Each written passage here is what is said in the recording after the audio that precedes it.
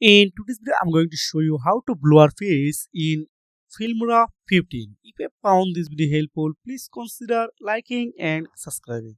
First, I open a project on my MacBook. This is Filmora 15. Now I need to going on effects, then click on video effects. Then here I type face blur. Click on enter. Then here are the lots of template effects you can use anyone. For example, I use this one.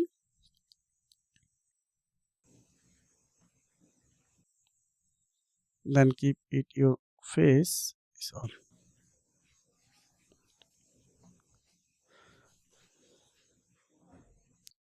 If I playing this video right now, wow. In today's video, it's working as well. Thanks for watching. See you again.